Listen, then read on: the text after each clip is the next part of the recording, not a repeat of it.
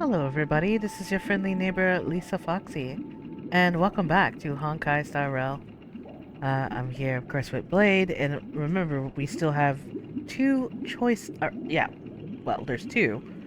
choices of which one we need to pick for the bird. And seems Himiko... It looks like he really has no intention of imprisoning us. If it's just a quiz, I suppose it's fine to humor him. Back to the question. I would personally choose to build the little Charmony dove a cage. No special reason. I do think that a fledgling should have the right to fly into the sky. But if it can't even live to that point, then there's nothing to talk about to begin with. Okay, what about you, Firefly? I can't decipher his intentions right now, but based solely on that question, I would probably choose to build that dove a cage. Even if I was gonna release it back into the sky, it'd have to be strong enough to fly first. If I left it where I found it, I fear it'd never get the chance to fly ever again. So you're Himiko and Firefly wants to rescue the... Well, they believe it's safe to put the bird in a cage. Alright. What do you think, March? That guy just casually throws this kind of question at us? What exactly is his deal? But fine, I'll answer, I guess. If it were me, I guess I'd choose to build a cage for the little Charmony dove. After all, leaving it there, it's bound to get hurt by wild animals or something. And that'd just be too sad. Okay, so all the girls believe that building the bird a cage is a good answer.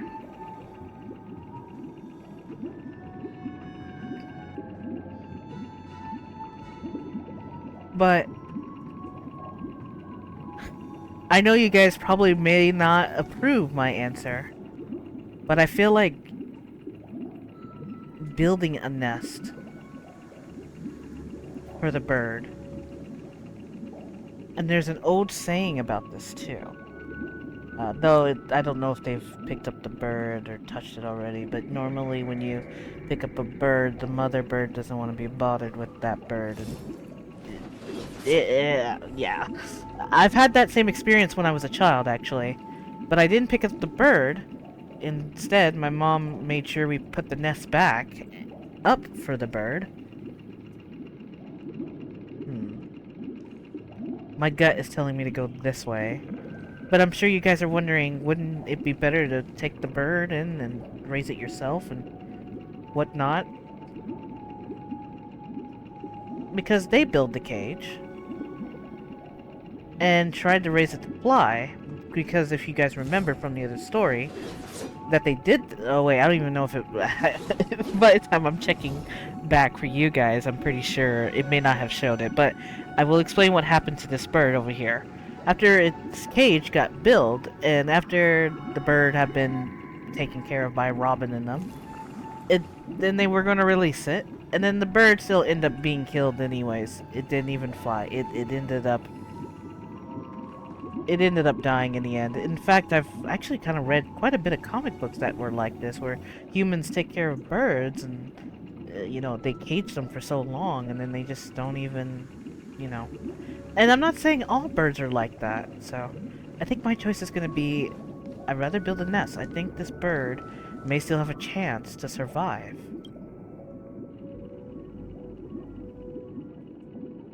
Stick to the original plan. Build the nest with the soft nest with Charmony bird fails. Yeah. Interesting. Since you've made up your mind, allow me to reveal what fate this choice will bring to the fledgling. From what I've observed, there are at least 3 predators in that yard that prey on small birds. The Vosicle Scorpion, Asdana Wolverine, and the Huntington winged snake. Even if they shy away from humans, these animals are still near apex predators in a fenced location like a yard. In such a location, only one fate awaits that little Charmony dove. A painful death. As for the choice you made, I am deeply sorry. Now, let us advance to the second decision. This time, it's the story of a dream chaser. You said sorry, but that doesn't This mean that story actually When happened. I was appointed as Bronze Melodia, a position exclusive to the Oak family, charged with listening to the problems and vexations of Dreamscape residents, and providing them with the relevant guidance. It was during that period that I had the opportunity to hear voices from all corners of the Dreamscape. Joy, sorrow, arrogance, regret. The complex tapestry of human nature that formed the world. And I was fortunate to catch a glimpse of it. He was a dream chaser, and an illegal stowaway. Just like the rest of them, he came to Penacony in search of a better life. Except that, to most people, the price he paid, I suppose you could say it was everything. He told me I sold everything I could at home. The house, the land, even his 2 children. He said he could not afford to raise them, and that at least they could eat if they lived as slaves. He had a plan in place. He would buy back his children once he had made his fortune, and enjoy Penacony's beautiful dream with them. Alas, his plan to smuggle himself was somewhat clumsy, and he was sniffed out by those pig-headed hounds. After hearing the Dream Chaser's story, I immediately appealed to the Bloodhound family to cease their pursuit. That way, at least he could live peacefully.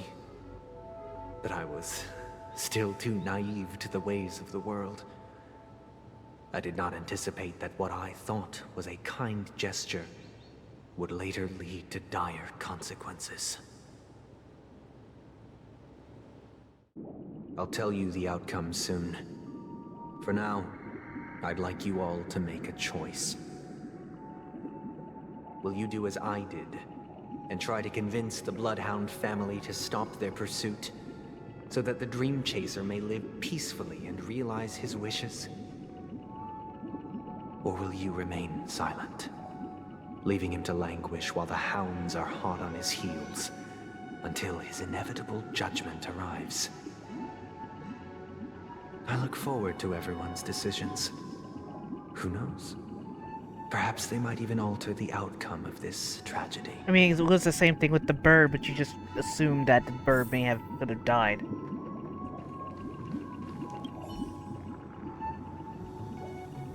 A dream chaser story. If I acted out of kindness, I would probably ask the Bloodhounds to stop their pursuit and lend him a hand. But what cruel repercussion would this choice result in? I think Sunday must have been deeply impressed by the limitations of the strong defending the weak through this incident.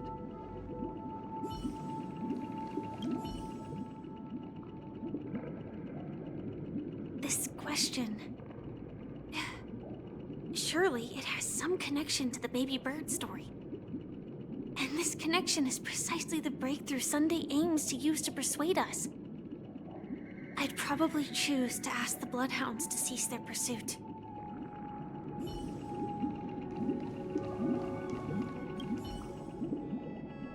It seems illegal stowaways are really quite common on Penacony. But that guy in the story, I don't think he deserves any sympathy at all. He sold his kids to chase a dream. Even if he intended to go back for them, It's still insanely irresponsible. With that thought, there's only one choice. Let the Bloodhound send him back home. This person deserves to be punished. Oh. March. March! Baby girl, March! You're thinking what I was thinking in a way, but it sounds like whatever happened over there is much worse. March. Yeah, I do feel bad, absolutely, and all because he wanted to do Pinnacle on me, but it is wrong. I mean, yeah, the kids had a better life and whatnot, according to what he says.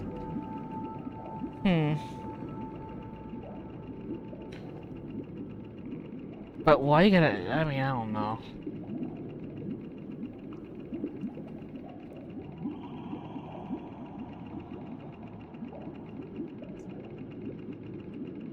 I wonder if it's better if you did stay silent. I wanna know what happens if I stayed silent. I'm like March. I'm curious.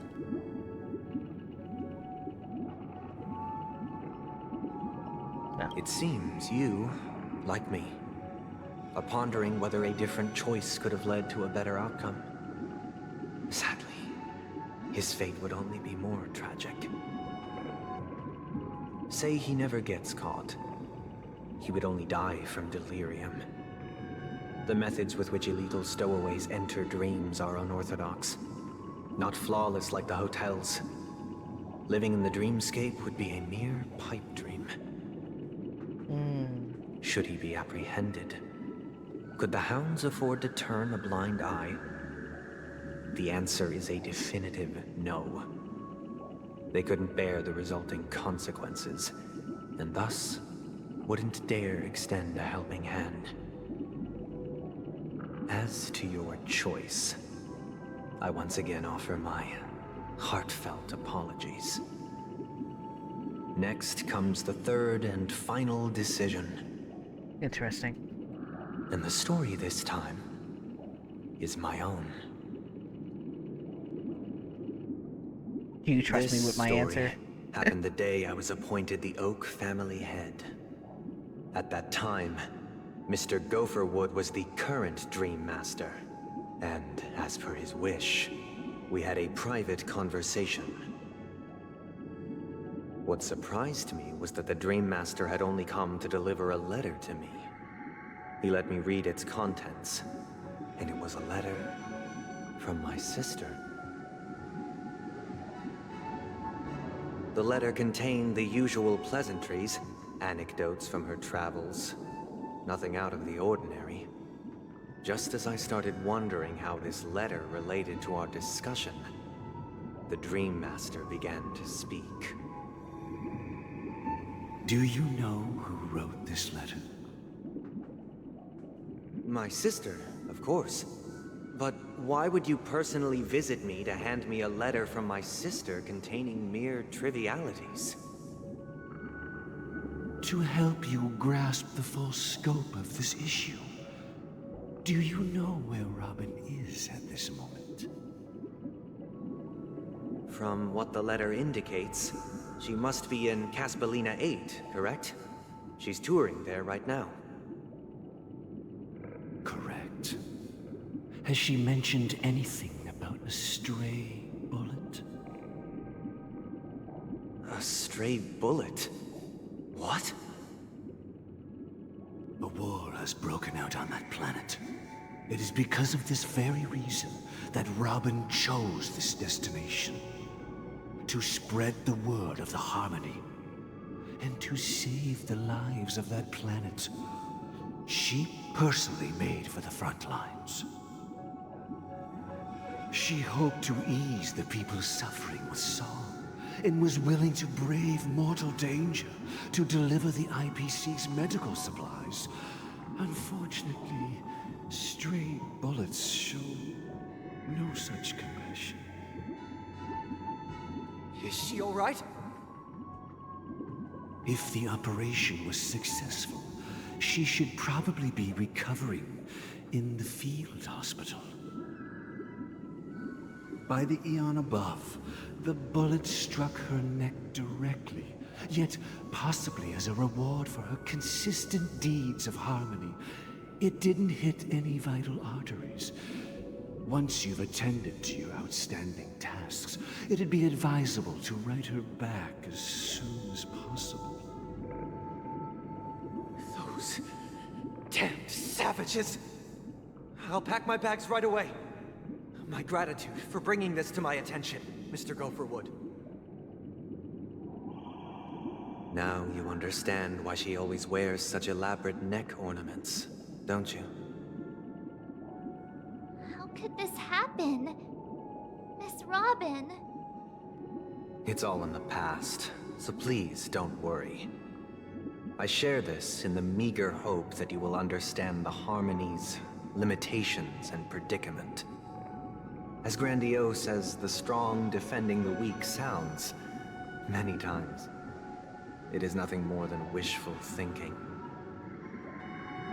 Likewise, I've prepared one last question, one last choice. But rest assured, this choice will not have any grave consequences. Because this is merely a figment of imagination, a nightmare that has haunted me through countless nights. If you ever had the opportunity to make a choice like I did, would you still support Robin's journey on the path of harmony?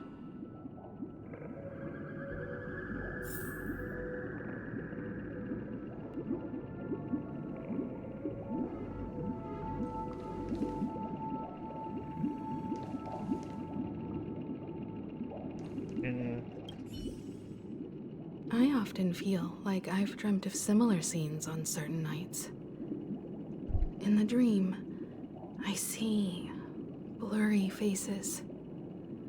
I don't know who they are, but I sympathize with all of them, fighting for survival against some unfathomable force. Their confusion and fear are lucid to me, but I also remember they chose never to give up. Just like Miss Robin. If Mr. Sunday's question leaves you puzzled, you should find the answer from your own experiences. With each trailblaze, dangers and tribulations will surely follow. But would you ever back away? Would you stop March and Don Hung from reaching their next destination? I believe you have an answer of your own in your heart. Okay.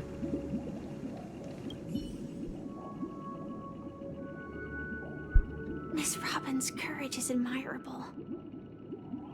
And here I was thinking she was just another superstar celebrity.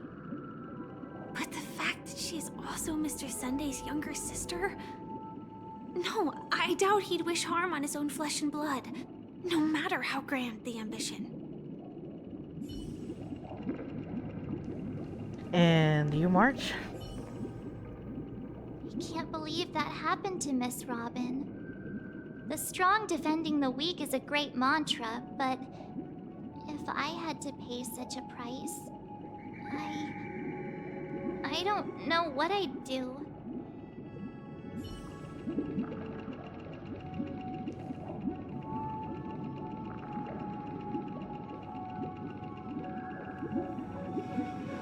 Well, I'm still gonna support Robin. It is her choice where she wished to go. And just like everyone else that I had even met in my journey, I mean, even if I wanted to stop them, they probably still wouldn't listen to me. So, I'll still support her.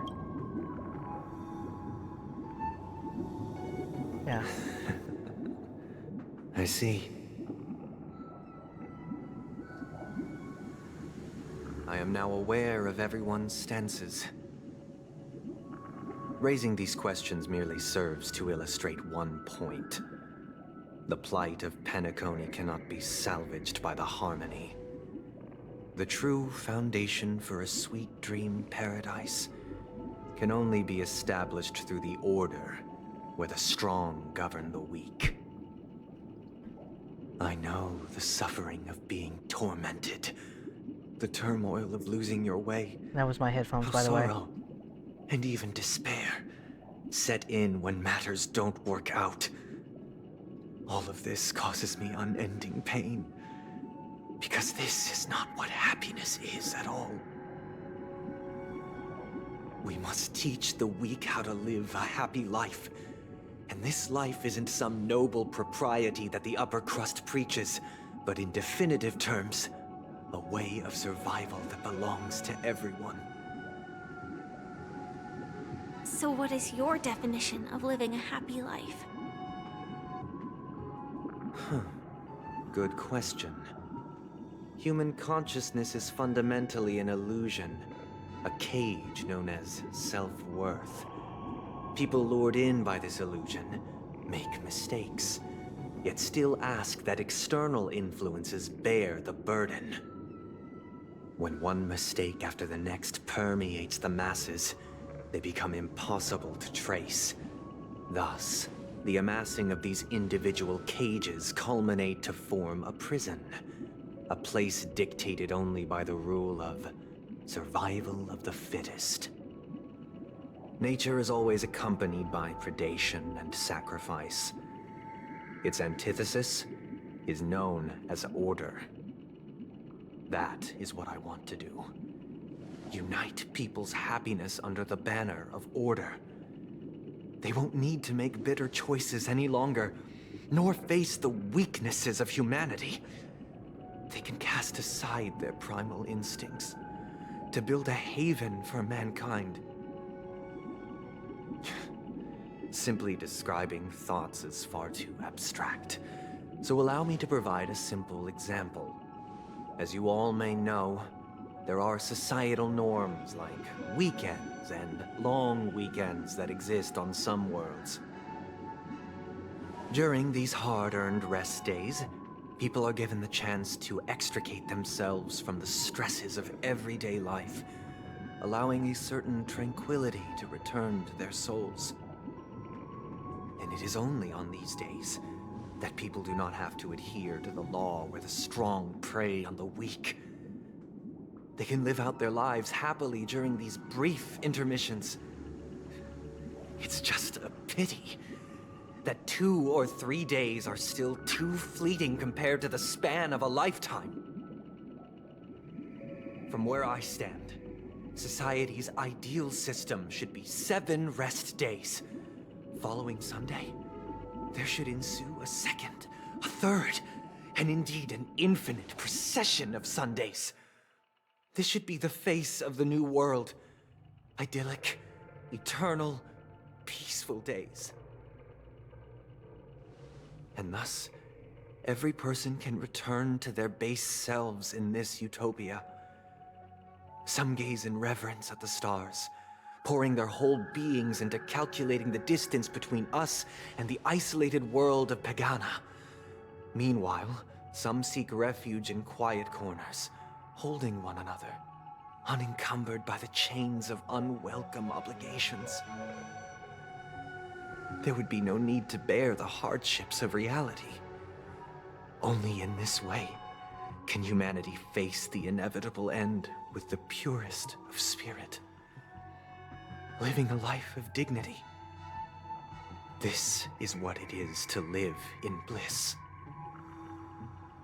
Miss Firefly, you who are stricken with entropy loss syndrome, you of all would surely understand this.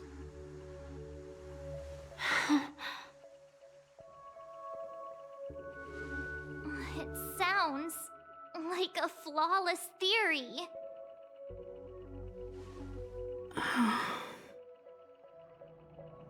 But what is the price to attain all this? The cost is minute, merely a personal and eternal sacrifice. If this paradise is to be maintained for everyone, someone must remain trapped in solitary awakening until the end of the cosmos. Awakening. Which means that this so-called paradise is still a dream. Stepping into this paradise means forsaking reality, correct? It is not forsaking, but transcending. Flesh, blood, sorrow, weakness. If the physical is the root of spiritual suffering, it is only logical that we defeat it. But in this supposed bliss, people won't have defeated their demons. The chance to overcome their tribulations would be forever lost to them. In other words, it is an escape. That's another way of understanding it. But there is no shame in escape. On the contrary, the seeds of escape exist in everyone's hearts. Don't you agree, Miss Firefly? And as to why we sleep, it is because we are afraid to awaken from our dreams. But this is not in conflict with the grand plan. Only in acknowledging this can we truly understand the frailty of human nature, and from there, show compassion and protection.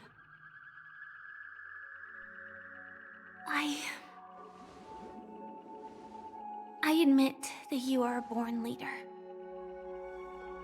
Your perspective on humanity brims with pessimism. Yet you express compassion for all, even when your heart pities them. But unlike you, I live for the self. From my perspective, individuals making choices for themselves is their birthright. The want to escape may be innate in the weak. But whether they are weak or not, it is not up to another to decide. Perhaps in your mind, you also view me as weak?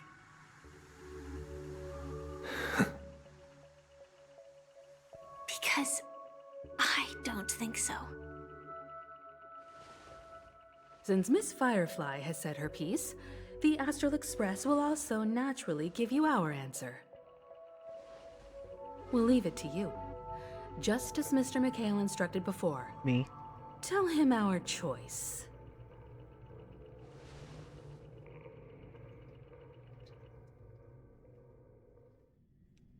Can we just... What is this place? Fight harder. I'm kidding. Does this place ring any bells, Misha? I don't know, but I feel a sense of deja vu. What is this place? It's the realm within a dream bubble. This was left to the Astral Express by a nameless, but weirdly, when we entered it, it was completely empty. Dr. Edward from the Dreamscape sales store told me that dreams are formed from memories, and a dream bubble can't take shape if its core is empty. So I thought you might be able to help us in unraveling this mystery, Misha. As a hotel doorman, you know Penacony best among us. I don't know much about dream bubbles, but if you want to figure out what this mansion is, I'll do my best. I'm counting on you then. Himeko, I still don't get it. Why were you so sure that Misha had a connection with this dream bubble? I wasn't sure. It was just a hunch. But since Misha feels familiar with this place, my hunch might be correct.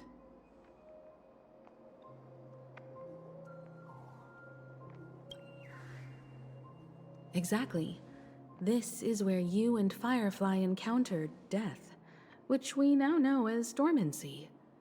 Considering its connection to Dreamflux Reef, it's not surprising it appeared here. The question now is, who brought you here? Based on the clues we have so far, it's unlikely to be that masked fool. So identifying them is crucial to us. We're drawing closer to the truth once more. Let's give Misha some time, as I believe he'll unveil the secret of this dream bubble. right, but there are doors all over the place. Which one should we choose? Do you have any idea, Misha? I guess... maybe this way?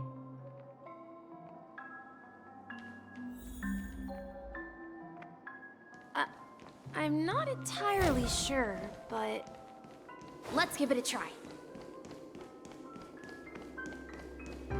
Wait, you managed to choose the right door on your first Weird. This place is quite different from the hotel. But I feel like I've been here before, and even lived here for a while.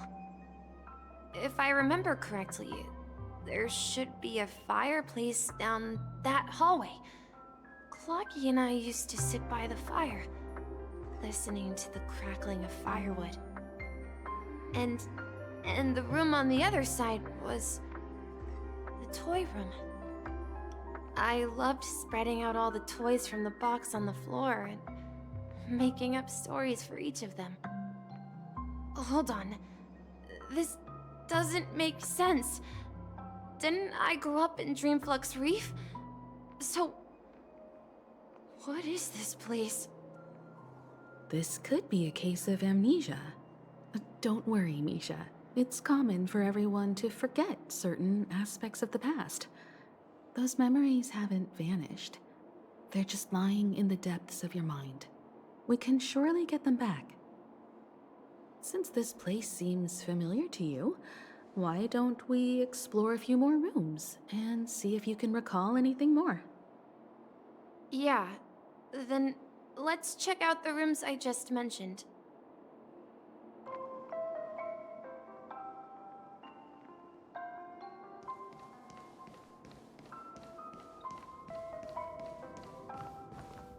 Mikhail, that's the name.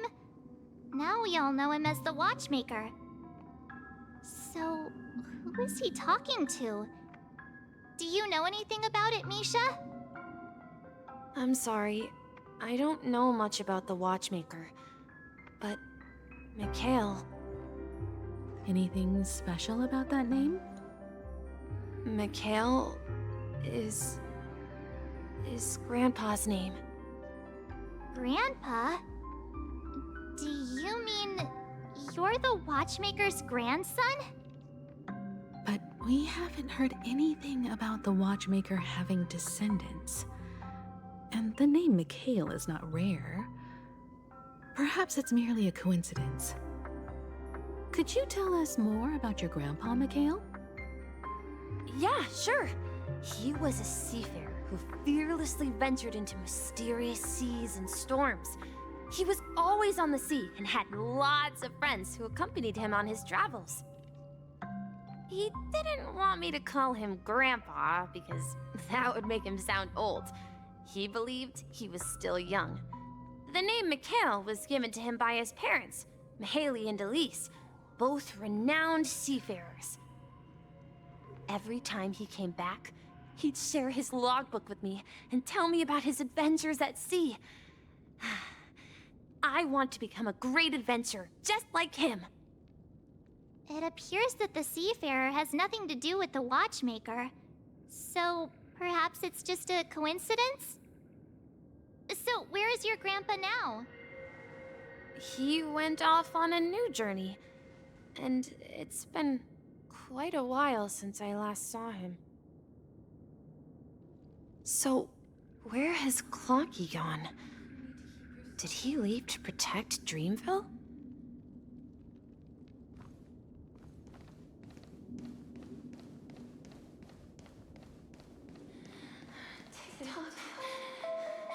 TikTok. Something very important.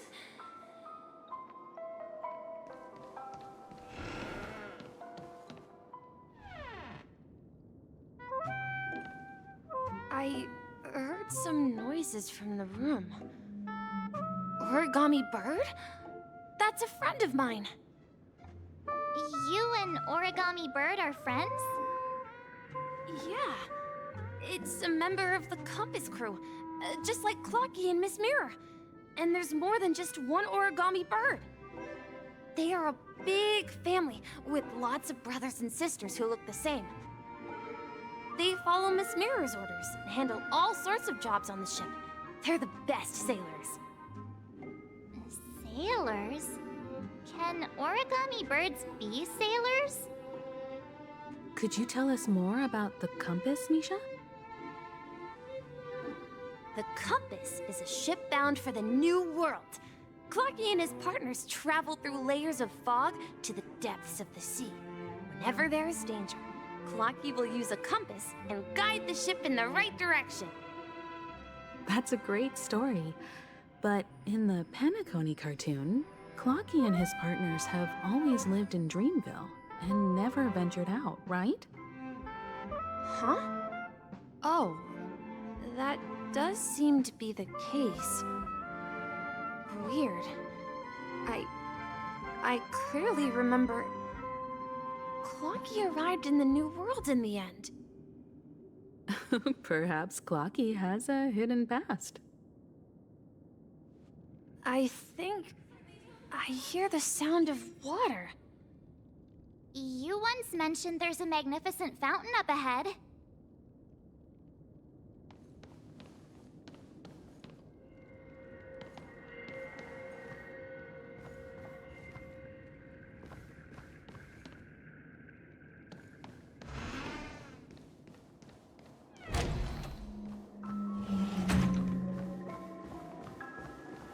Look, there it is! The water resembles a precious jewel, embedded in the dreams of all seafarers. Every time I gaze at the shimmering lights beneath the waves, it feels as though I'm back in this place, standing by your side. Have you recalled anything, Misha? Yeah, I saw these sentences in Grandpa's logbook. He used to say that despite the perils of the sea, whenever he stood on the deck in the afternoon, overlooking the sparkling waves, he would think of this fountain in front of his house. He often said that those moments felt like returning to his family's side, and the difficulties at sea didn't seem quite as challenging.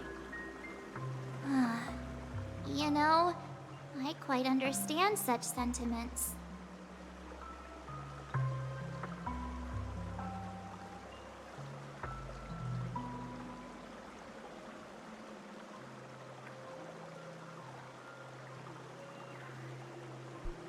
Don't sigh or you'll start getting gray hair. You're talking like an elder! I'm not an elder. I was just being a bit sentimental. Perhaps every adventurer far from home carries a fountain within their soul. Even though the other side of the sea remains shrouded in the unknown, the fountain in front of his house serves as a compass, leading him back to his cherished ones. Yeah, while Grandpa was at home, we would stand by the fountain and place the compass, a toy boat that I made, into the pool. Back then, I would ask him when I could go on adventures like him, and he would always laugh and say I was still too young. It seems this Mikhail is truly a seafarer and has nothing to do with the watchmaker. Yeah. Based on Misha's recollections, the scenes in the dream bubble appear to be his childhood memories. But this raises more questions. According to Misha, he was clearly born on an oceanic planet and led an ordinary life, with no connection to Penacony at all. Could this be some sort of metaphor? Perhaps the sea refers to the memory zone. I'm sorry. I don't know, but my memories keep pouring out uncontrollably, like water flowing from a fountain. Perhaps I'll remember more things if we go further.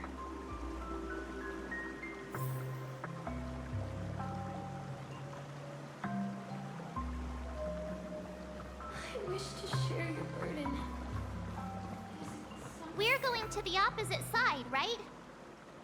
No, we should turn left here.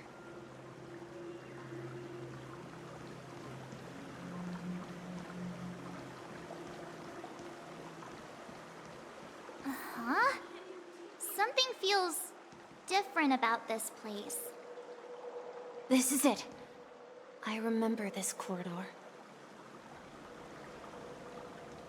I want to go too. Up ahead is Grandpa's study. It was in that room that I saw him the last time.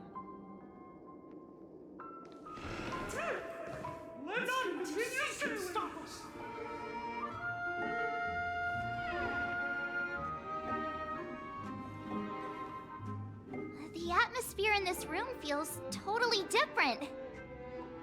Misha! You finally come!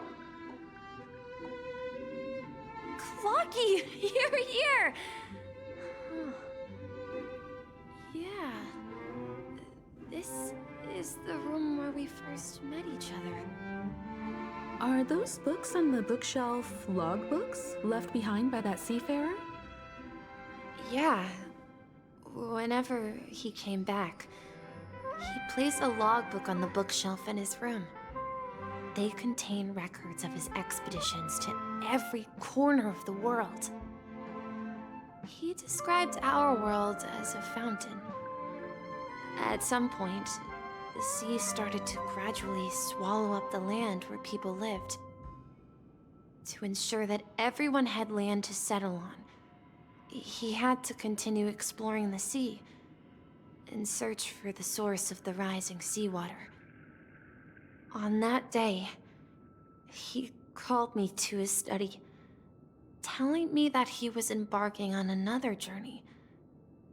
However, I could sense the gravity in his expression. It was the same look I had seen on my father's face before his final voyage. I asked him if I could go with him, but he said that my adventure lay elsewhere and told me to stay home and patiently await a certain sound at the door. What sound? He told me about a vast ocean in the sky. An ocean of stars.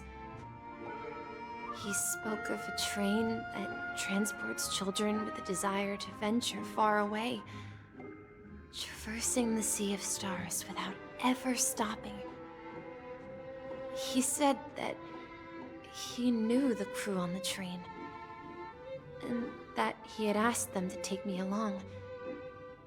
He said the journey I had always dreamed of would start there. A train? Could it be? It's the Astral Express.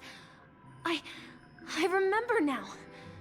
Grandpa's friends are a group of nameless who came to this world to resolve a disaster caused by a star.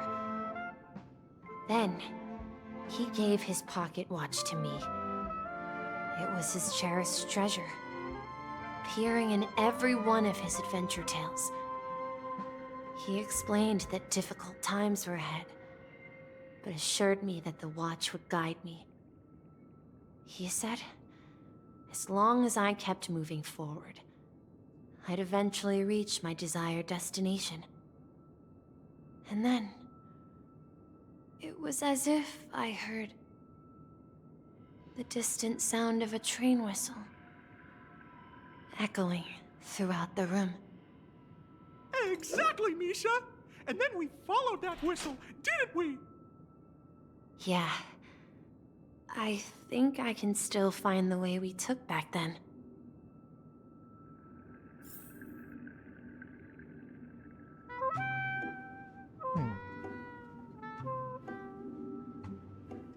I'm just reading what's the set here.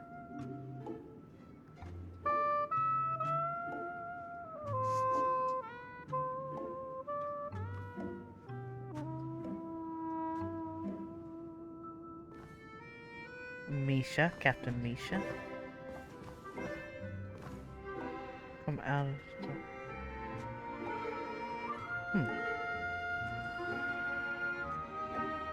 This is the dream jigsaw, right? So we're supposed to find the exit. But where can we find the last piece? Do you remember? You said you obtained a mysterious shard when you stumbled into this place. Hey, the shape seems to match. So this shard is also connected to Misha? Looks like we're just one step from revealing the truth. Let's get to the other side and investigate.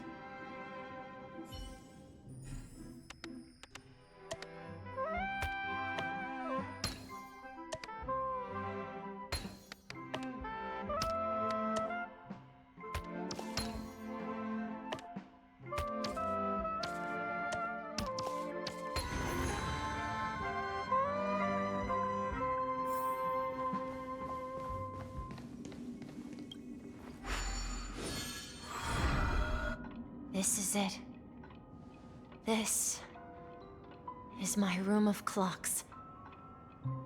While I spent my time waiting for Grandpa to return from his voyage, Walter gave me this workshop, and it became my secret base. Here, I learned how to repair clockwork and gears out of my fondness of precision mechanics. In my dreams, I was the captain of the compass, embarking on adventures with my companions, Clocky and Miss Mirror, in search of the new world. I was born and raised here. So, this building in the dream bubble is your childhood home? Yes, but not exactly. To be more precise, this dream bubble itself is my home. Looks like you've remembered everything now. Wait.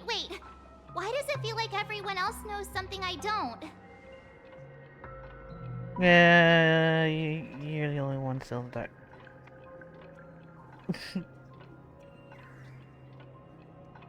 Yeah. It's alright. March, do you remember when he mentioned a clocky that only he could see? Yeah, the little guy here, right? But we all saw him in Dreamflux Reef, right? And Mr. Yang even greeted him.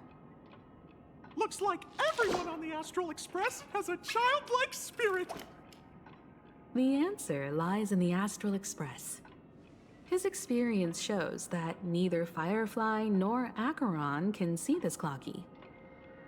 And when we were in Dreamflux Reef, you may have noticed that for some reason, nobody outside of the crew had ever talked with Clocky.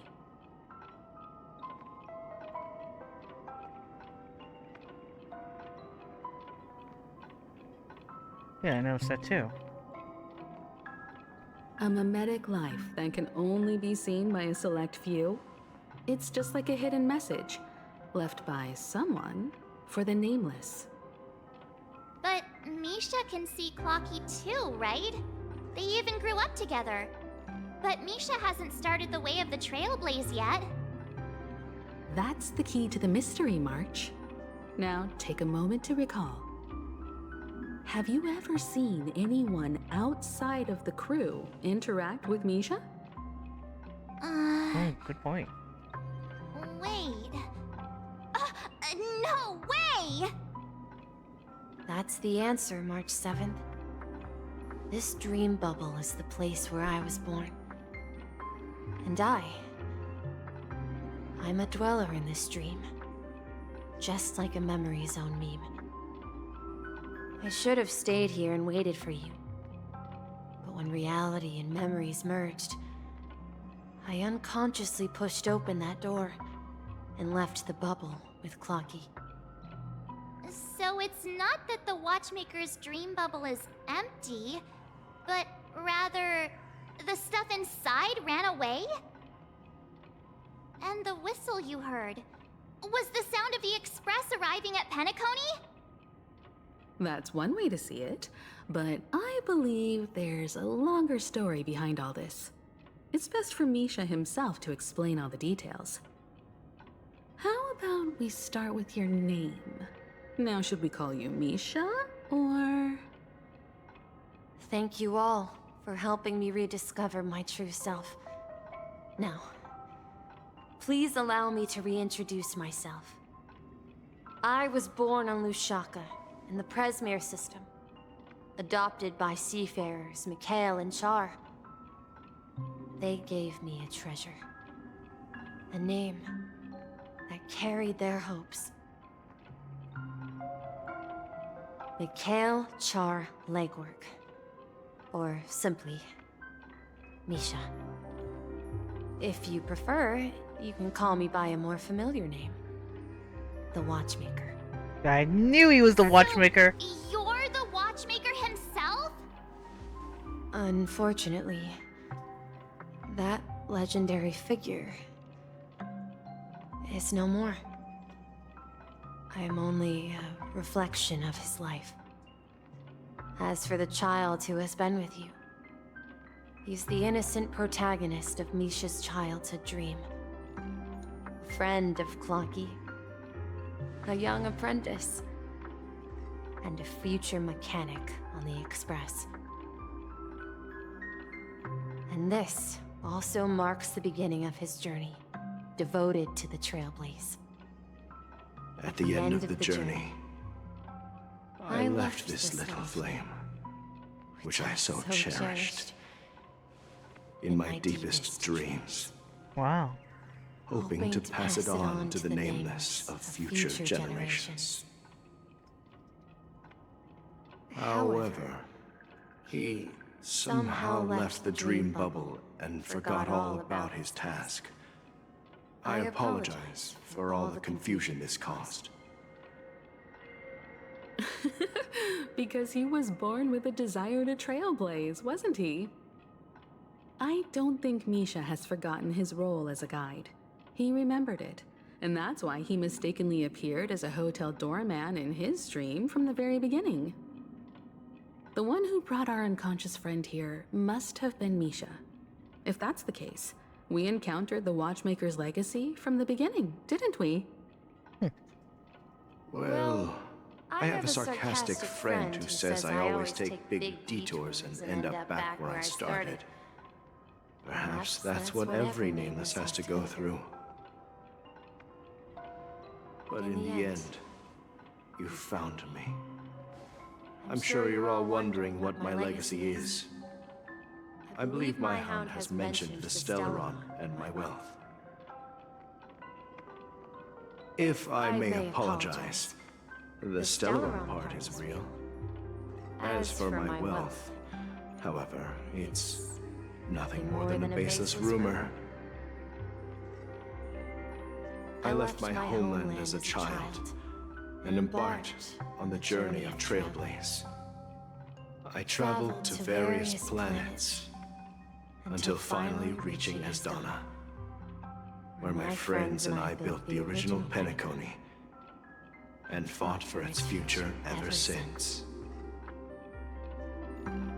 I've been moving forward all my life, doing what I could to overcome the obstacles in my path.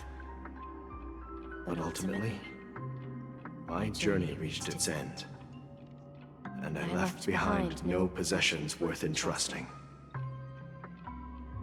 So, if you ask what's left within this worn-out train engine that can be called a legacy, I suppose it's the things that are still burning in the engine's furnace. Now that you're well aware of the current situation of Penacony, I certainly hope that you'll help me get this world back on track. But I'll leave that decision to you, for the path of Trailblaze is never paved by others. All I have for you is a story and 2 gifts. I want to give you my pocket watch. It has accompanied me throughout my long journey, guiding that naive child forward.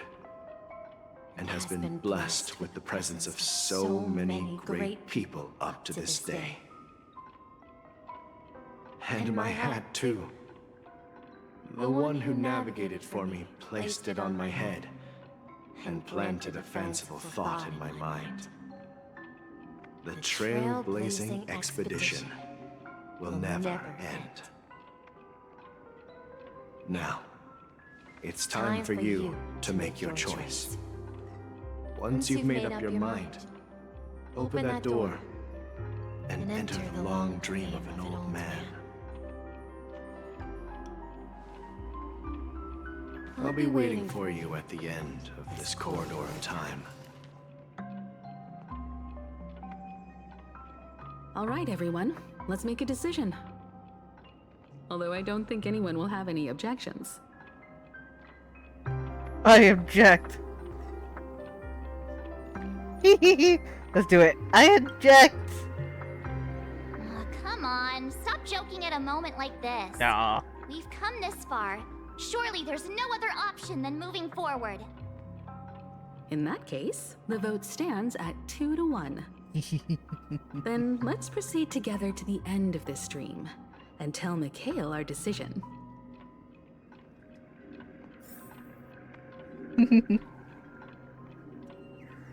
I'm totally joking around. I know I was gonna go. I just want to do it anyways.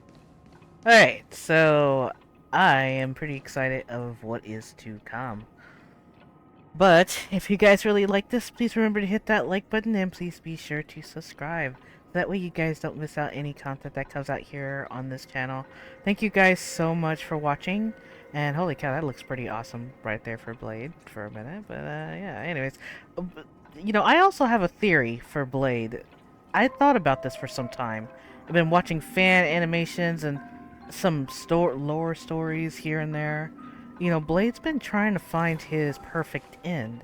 Wouldn't it be funny if he has to face the Trailblazer as oh, wait a minute. Hold on. Oh, I can't even check. Okay, well, the one that also does the destruction, I forgot his name, but he has the white hair and the tan skin, all that. You know, what if Blade becomes one with him? Wouldn't that be kind of crazy? And then you guys end up fighting him? Just have a theory about that.